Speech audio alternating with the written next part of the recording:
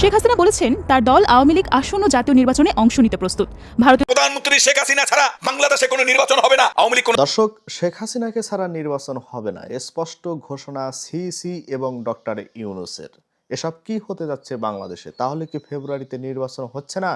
বিস্তারিত থাকছে ভিডিওতে, অবশ্যই শেষ পর্যন্ত দেখবেন।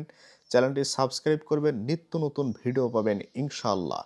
দর্শক, শেখ হাসিনাকে ছাড়া নির্বাচন হবে না এমনটি শোনা যাচ্ছে।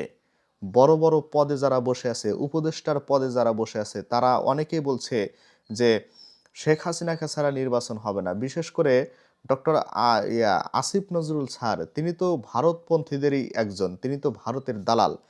তিনি প্রথমে হতে চেয়েছিলেন প্রধান উপদেষ্টা, কিন্তু হতে পারেননি, যে কারণে আইন উপদেষ্টা হয়ে একের পর এক আওয়ামী লীগের এ সমস্ত দোসরদেরকে বাংলাদেশ থেকে পালিয়ে যেতে সাহায্য করেছে এই আইন উপদেষ্টা আসিফ নজরুল।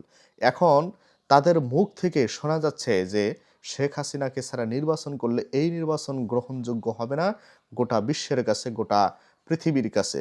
তো পৃথিবীর কাছে গোটা বহিরা দেশগুলোর কাছে যদি নির্বাচন গ্রহণযোগ্য হতে হয়, তাহলে অবশ্যই আওয়ামী লীগকে নির্বাচনে অংশগ্রহণ করতে হবে।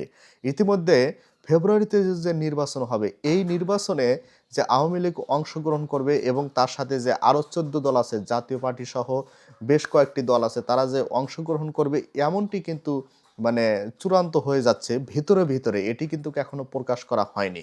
তো তাই যদি হয়, আওয়ামী লীগ যদি আবারও 2 থেকে 3 টার্ম তারা অবৈধ নির্বাচন করেও যারা অবৈধভাবে ক্ষমতায় টিকেছিল, এই একটি ফ্যাসিবাদ একটি দল যদি আবারও তার নির্বাচনে অংশগ্রহণ করে, তাহলে এই দেশ যার হাতেই যাক না কেন, আওয়ামী লীগে বিএনপি যাই বলেন না কেন, আবারও স্বৈরাচার হওয়ার সম্ভাবনা সবচেয়ে বেশি। কারণ সবাই মনে করবে যে জোরপূর্বকভাবে ক্ষমতায় থেকেও যখন ক্ষমা পাওয়া যায়, মাপ পাওয়া যায়, সুতরাং আমরাও স্বৈরাচার হই, সুতরাং সেদিকে যাবে। তবে এটা বিশ্বাস রাখেন যে বাংলাদেশের 18 কোটি মানুষ এটা মেনে নেবে না।